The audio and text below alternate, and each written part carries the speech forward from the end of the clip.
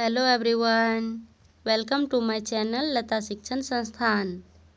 आज मैं आप लोगों के बीच JCERT पैटर्न पर क्लास 6 का हिस्ट्री सब्जेक्ट का क्लास लेकर आई हूँ।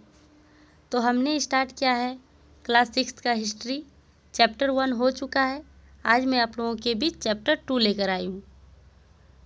तो चैप्टर 2 का आज है पार्ट 1, यानी कि हम चैप्टर 2 को भी 2 पार्ट में करेंगे। एक पार्ट में वीडियो बहुत ज़्यादा लंबी हो जाएगी, जिसके कारण हम 2 पार्ट में छोटी छोटी वीडियो करके अपलोड करेंगे। तो अगर आप हमारे चैनल में नए हैं तो चैनल को सबसे पहले सब्सक्राइब करके बेल आइकन को प्रेस कर लीजिए, ताकि हमारी क्लास की नोटिफिकेशन सबसे पहले आप तक पहुंचे। और अगर आप झारखंड की किसी भी एग्ज़ाम की तैयारी कर रहे हैं तो हमारे चैनल के साथ इसी तरह से जुड़े रहिए। और जो पहले से जुड़े हुए हैं उनको बहुत बहुत धन्यवाद, शुक्रिया। और जुड़ करके अपनी तैयारी को बेहतर कीजिए। आप थंबनेल और टाइटल देख के क्लास 6 देख के डरिए नहीं। क्लास 6 देख के आपको लग रहा होगा कि ये तो बच्चा क्लास का है, लेकिन आपको ये पता होना चाहिए कि झारखंड के जितने भी एग्ज़ाम्स होते हैं वह JCERT पैटर्न पर आधारित होते हैं, यानी कि सिलेबस उनका वहीं से बनता है। तो आप इस JCERT पैटर्न को ना छोड़ें और क्लास को स्किप ना करके ज़रूर से देखें, ताकि आपको एग्ज़ाम में हेल्पफुल हो। और आपको ये भी पता होगा कि JSSC CGL का फॉर्म बहुत ही जल्द निकलने वाला है। तो आप अभी से ही तैयारी कर दीजिए, और तैयारी को अच्छी तरह से करने के लिए JCERT पैटर्न को ना छोड़ें। अपनी तैयारी को इसी तरह से लगातार करते रहें। अब मैं क्लास को स्टार्ट करती हूँ।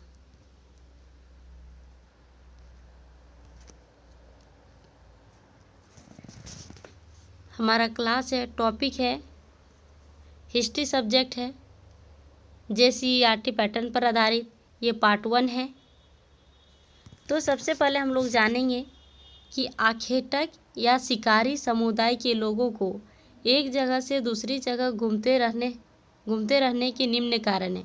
यानी कहा जा रहा है कि पहले के जो लोग थे वे लोग एक जगह स्थिर नहीं रहते थे, एक जगह बहुत दिनों तक निवास नहीं करते थे, अर्थात उनकी कोई अस्थाई जगह नहीं था। तो वे लोग क्या करते थे, एक जगह से दूसरे जगह आते जाते रहते थे, घूमते रहते थे। क्यों? क्योंकि इसके कई कारण हैं। वे लोग सबसे पहले हम लोग देखेंगे उसका क्या कारण है। एक ही जगह पर ज़्यादा दिनों तक रहने पर वे आसपास के पौधे, फल, जानवरों को खाकर समाप्त कर देते थे। क्या होता था उस समय प्राचीन काल में कि लोग अस्थाई नहीं रहते थे, उनकी कोई अस्थाई जगह नहीं थी, स्थानीय निवास नहीं था उनका। तो वे लोग एक जगह ज़्यादा दिनों तक क्यों नहीं रहते थे? क्योंकि जिस जगह पर रहते थे वहाँ के फल, फूल, पौधे, जानवर खा करके समाप्त कर देते थे, जिसके कारण जब वहाँ समाप्त हो जाता था तो वे लोग दूसरी जगह मूव करने लगते थे, एक जगह से दूसरी जगह चले जाते थे। इसी का नेक्स्ट पॉइंट है, सेकेंड कारण है, जानवर भी अपने भोजन के लिए जगह बदलते थे। उस समय क्या था कि एक जगह घास फूस न मिलने के कारण, पेड़ पौधे नहीं रहने के कारण, ख़त्म हो जाने के कारण जानवर भी अपनी भोजन की तलाश के लिए एक जगह से दूसरे जगह बदलते रहते थे, आते जाते रहते थे। नेक्स्ट पॉइंट है, अलग अलग स्थानों पर अलग अलग मौसम में पेड़ और पौधों में फल फूल होते थे। ये भी सही है कि अलग अलग मौसम पर और अलग अलग जगह पर मौसम के अनुसार और जगह के अनुसार, मिट्टी के अनुसार अलग अलग पेड़ और पौधे होते थे, और पेड़ पौधे में अलग अलग फल फूल होते थे। तो उसे प्राप्त करने के लिए भी लोग दूसरे जगह जाते थे। नेक्स्ट है फोर्थ नंबर, पानी की आवश्यकता के कारण भी घूमते रहते थे। ये बहुत बड़ा रीज़न है कि पानी के कारण भी उस समय के लोग एक जगह से दूसरे जगह घूमते रहते थे, क्योंकि जल स्रोतों में हमेशा पानी नहीं रहता था। तो पानी के बिना तो लोग जीवित रह नहीं सकते हैं, इसलिए लोग क्या करते थे, पानी की तलाश में एक जगह से दूसरे जगह आते जाते रहते थे। नेक्स्ट, अब है आपका पॉइंट। ये तो हम लोगों ने जाना कि प्राचीन काल के लोग, आदि मानव लोग क्या करते थे, कैसे रहते थे, किस प्रकार से मूव करते थे, इन सब के बारे में हम लोगों ने जाना। अब हम लोग जानेंगे आदि मानव का निवास स्थान। उनके निवास स्थान कहाँ होते थे, कहाँ रहते थे उस समय के लोग। फर्स्ट पॉइंट है, आदि मानव रहने का साक्ष्य गुफाओं, कंदराओं तथा नदियों एवं झीलों के किनारे मिले हैं। क्या कर रहा है कि आदि मानव कहाँ रहते थे, गुफाओं में रहते थे, कंदराओं में रहते थे और नदी एवं झीलों के किनारे भी वे लोग निवास करते थे ज़्यादा से ज़्यादा। नेक्स्ट पॉइंट है, मानव धूप, ठंडक और वर्षा तथा जंगली जानवरों से बचने के लिए गुफाओं तथा कंदराओं में रहते थे। यानी कि आदि मानव का जो निवास स्थान था गुफा और कंदराव, ये इसमें क्यों लोग रहते थे, क्योंकि बाहर में तो लोगों को धूप लगता होगा गर्मी के मौसम में, ठंडे के मौसम में ठंड लगती होगी और वर्षा में ज़्यादा वे बारिश से भीग जाते होंगे और जंगली जानवरों खतरनाक जानवरों से बचने के लिए भी वे लोग गुफाओं एवं कंदराओं में निवास करते थे। नेक्स्ट पॉइंट, नदियों तथा झीलों, यहाँ झीलों होगा, नदियों तथा झीलों से उन्हें पीने का पानी मिल जाता था। वे लोग उस समय पानी कहाँ से प्राप्त करते थे, तो प्राचीन काल के लोग, आदि मानव लोग कहाँ से, नदियों एवं झीलों से अपने पीने का पानी प्राप्त करते थे। अभी के जैसे अगर अभी से हम तुलना करें, अभी के समय से, वर्तमान समय से, तो बहुत ही चेंज हो गया है। अभी हम लोग बोरिंग करवाते हैं, मोटर से पानी आती है, लेकिन पहले ऐसा कुछ भी नहीं था। लोगों को नदियों एवं झीलों से पीने का पानी लेना पड़ता था। नेक्स्ट पॉइंट, अब आपका है नेक्स्ट पॉइंट, वस्त्रों का निर्माण। तो आदि मानव लोग, प्राचीन काल के लोग किस प्रकार के वस्त्र पहनते थे, इस चीज़ के बारे में डिस्कस करना है।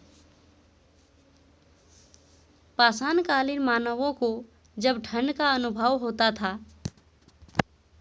तो जानवरों के खाल तथा पेड़ के पत्तियों को ठंड से बचने के लिए उपयोग करते थे। तो ये चीज़ आपको एक चीज़ बताना चाहूँगी कि JCERT या फिर NCERT बुक आप जब भी पढ़ेंगे, NCERT बुक, तो आपको कभी भी उपयोग करते थे ये लिखा हुआ नहीं मिलेगा। ये हमने यहाँ ऐड कर दिया है, लेकिन यहाँ कभी भी नहीं मिलेगा आपको उपयोग करते हुए या थे, ये चीज़ नहीं मिलेगा। वहाँ मिलेगा आपको करते होंगे। क्या मिलेगा कि आपको मिलेगा करते होंगे। यानी कि इतिहासकार संभावना जता रहे हैं कि उस समय के लोग इस प्रकार से उसका उपयोग करते होंगे। यानी कि प्राचीन काल के लोग, पाषाण कालीन लोग ठंड से बचने के लिए क्या करते होंगे, जानवरों तथा पेड़ों के पत्तियों से ठंड से बचने के लिए उसका उपयोग करते थे। नेक्स्ट पॉइंट, उसका प्रयोग वे लोग वस्त्र के रूप में करते थे। यहाँ करते थे नहीं, बार बार मैं आपको बोल रही हूँ, यहाँ करते थे नहीं, यहाँ करते होंगे। इस चीज़ को आप ज़रूर से ध्यान देंगे अगर आप JCERT पढ़ रहे होंगे तो। यह वस्त्र स्थायी नहीं रहता था। ठंड का मौसम खत्म होते ही वे उन वस्त्रों को फेंक देते थे क्योंकि चमड़ों से दुर्गंध आती होगी। ये आपको ही पता है कि अगर जानवरों के चमड़े ज़्यादा दिन तक रह जाएंगे तो उससे दुर्गंध आना निश्चिंत है। तो वे लोग क्या करते थे, वो उनका स्थायी वस्त्र नहीं होता था, पत्तियां भी सूख जाती थी, तो ये लोग क्या करते थे, जैसे ही ठंड खत्म होता था उन चमड़ों को और पत्तियों को फेंक देते थे। नेक्स्ट पॉइंट, पाषाणकालीन औजारों के निर्माण।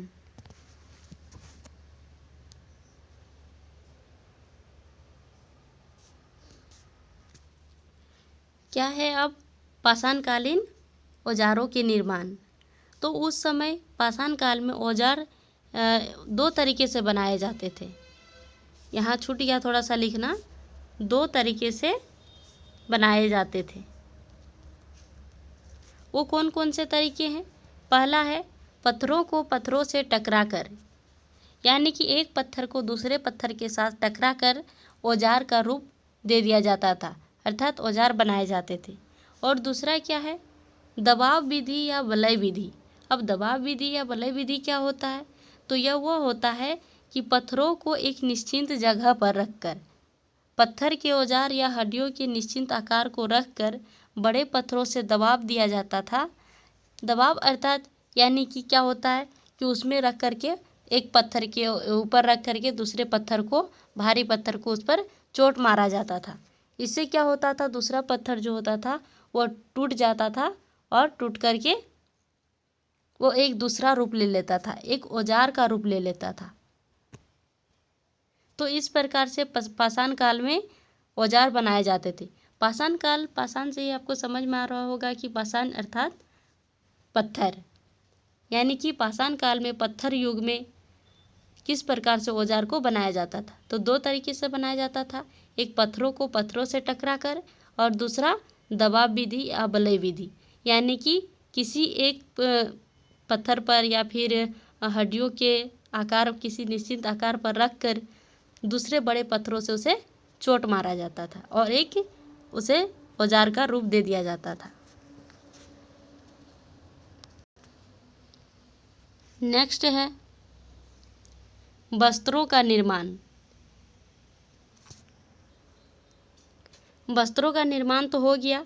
अब है आपका नेक्स्ट पॉइंट, पुरा स्थल। पुरा स्थल उस स्थान को कहते हैं जहां औजार, बर्तन और इमारतों जैसी वस्तुओं के अवशेष मिले हैं। क्या मिले हैं? पुरा स्थल किसको कहेंगे? वैसे स्थान जहां से औजार मिले हैं, बर्तन मिले हैं, इमारत मिले हैं, इन सब की अवशेष यानी साक्ष्य मिले हैं, उसे हम लोग पुरा स्थल कहते हैं। ये वस्तुएं जमीन के ऊपर, अंदर, कभी कभी समुद्र या नदी के तल में भी पाई जाती है। ये वस्तुएं जो है, अवशेष जो है, जमीन में भी पाया गया है, कभी कभी जमीन के ऊपर, कभी कभी अंदर भी पाया गया है, और साथ ही साथ समुद्र के अंदर या फिर नदी के अंदर तल में भी, उसके तल्ली में भी पाई गई है। तो इस प्रकार से कई साक्ष्य इतिहास के मिलते हैं, यानी कि प्राचीन काल के, पाषाण काल के साक्ष्य मिलते हैं। नेक्स्ट है आदि मानव के बारे में जानकारी के स्रोत, यानी आदि मानव के जानकारी का क्या क्या स्रोत है, उन सब चीज़ के बारे में भी जानकारी मिली है। तो सबसे पहले जमीन की खुदाई, जमीन और झीलों के ऊपरी भाग में पाषाण कालीन कुछ पत्थरों, लकड़ियों तथा हड्डियों के अवशेष मिले हैं। इन सब चीज़ से पता चलता है कि प्राचीन काल में आदि मानव थे। किससे किससे?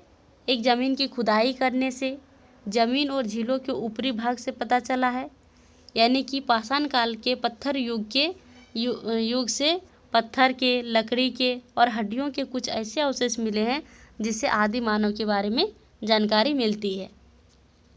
नेक्स्ट है भारत के विभिन्न स्थानों से मिले पुरा पाषाण कालीन औजार, यानी कि भारत के कई ऐसे स्थान हैं जहां से आदि मानव के बारे में जानकारी मिलती है और पुरा पाषाण काल के बारे में जानकारी मिलती है। वो कौन कौन से स्थान हैं? तो ओडिशा के मयूरभंज से पता चला है, ओडिशा के मयूरभंज से, मध्य प्रदेश के भीमबेटका नामक स्थान से, राजस्थान के दिदवाना से और गुजरात के हिरन घाटी स्थान से पता चला है कि आदि मानव थे और पुरा पाषाण काल में उसके औजार किस प्रकार से बनाए जाते थे, कहाँ कहाँ से मिले हैं, इन सब चीज़ के बारे में हमने डिस्कस किया।